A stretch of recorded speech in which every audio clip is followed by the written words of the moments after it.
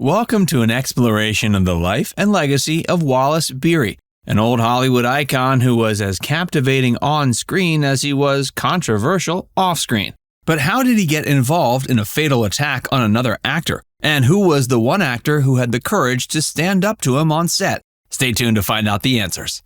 Facts First presents the real reason Wallace Beery was hated by all of his co-stars. Early life and career. Born April 1, 1885 in Kansas City, Missouri, Wallace Beery's journey to Hollywood stardom was anything but ordinary. His family wasn't particularly involved in the arts, but that didn't deter young Beery. His early years were spent honing his craft in various local productions and in minor roles. The world of silent films was his first playground, where he quickly gained recognition for his unique style and on-screen charisma. Silent films required actors to convey emotions and tell stories without the aid of dialogue, a skill that Beery mastered effortlessly. His performances were so compelling, he became one of the most sought-after actors of the silent film era. But as technology advanced, the film industry underwent a significant transformation, the advent of talkies. But he transitioned seamlessly into talkies, bringing his characters to life. But the man behind those lovable, shambling characters was far from the affable figures he portrayed on screen. Those who worked closely with him often had a different story to tell. While audiences saw a charming man who presumably could do no wrong, his co-stars and crew members experienced a different side of him, a side that was less than pleasant to say the least. Stardom, struggles, and scandals. While Wallace Beery's on-screen characters often won the affection of audiences, his off-screen persona was a stark contrast. Starting with his personal life, his two marriages both ended in divorce, painting a picture of a man who greatly struggled with interpersonal relationships. He was often described as a brute by those who knew him personally, a label that extended into his professional life as well. This was not a man easy to get along with, and his reputation preceded him in the industry. One of the most telling accounts came from child actor Jackie Coogan, who worked with Beery and found the experience far from pleasant. He went on record to call Beery one of the most sadistic men he'd ever met. This wasn't just a one-off comment, but a sentiment echoed by many who had the misfortune of working closely with him. Coogan's experience was indicative of a larger pattern of behavior that made Beery a contentious figure on set. Professionally, Beery was notorious for being hard to work with. He often didn't bother to learn his lines, causing delays and frustrations on set. But it wasn't just laziness or a lack of professionalism. Beery had a habit of taking lines and actions from other actors' characters. This not only made it difficult for his co-stars to deliver their performances, but also created a tense and competitive atmosphere. It's as if Beery was more interested in outshining everyone else than in contributing to the success of the project. He was seen as loathed by everyone and happily oblivious, a description that captures the essence of why he was so problematic to work with. But it is worth noting not everyone had a negative experience with Beery. Mickey Rooney, another of his co-stars, had a distinct take. In his memoir, he described Beery in more favorable terms, calling him a lovable, shambling kind of guy. But even Rooney had to concede that, quote, "Not everyone loved Beery as much as I did." Wallace was a man of contradictions. His on-screen persona was at odds with the real man behind the scenes, the man who was difficult, competitive, and often unpleasant. While he may have been a talented actor, his off-screen actions made him a divisive figure, leaving us with a complicated portrait of a man both loved and loathed. The Fatal Altercation.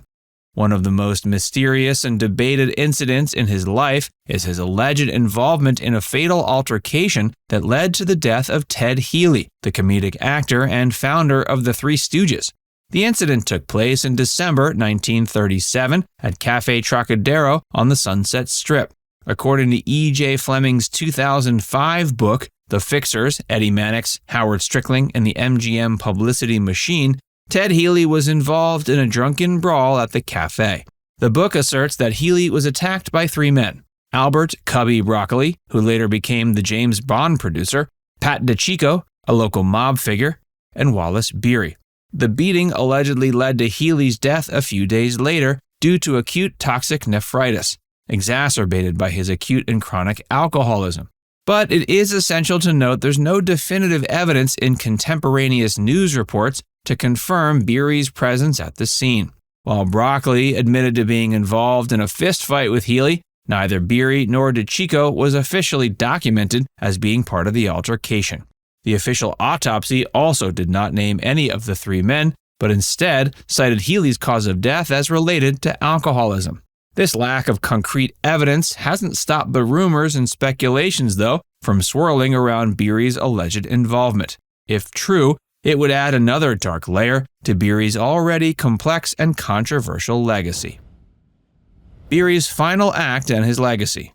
As Wallace approached the later years of his life, his star power showed no signs of waning. He was a box office draw still, and his films met with critical acclaim. His difficult personality was as much a part of his legacy as his cinematic achievements. Even as he aged, he didn't mellow out or become more accommodating. If anything, the stories of his abrasive behavior seemed to multiply.